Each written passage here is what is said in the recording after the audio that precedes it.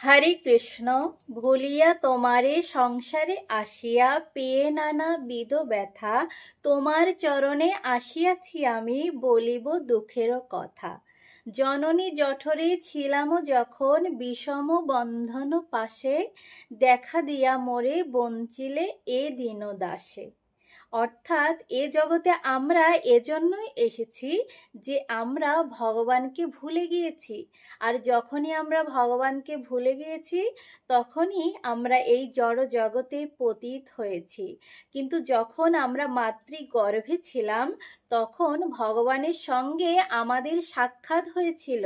আর তখন আমরা ভগবানকে কথা দিয়েছিলাম যে এবার ভুল করে যখন মাতৃগর্ভে এসেই পড়েছি, তবে ভগবান আমি তোমার কাছে প্রতিজ্ঞাবদ্ধ হচ্ছি, এই জড় জগতে, এই পৃথিবীতে, এই সংসার কারাগারে গিয়ে আমরা তোমার ভজন করব। কিন্তু এই জগতে এসে আমরা ভগবানকে ভুলে গিয়েছি।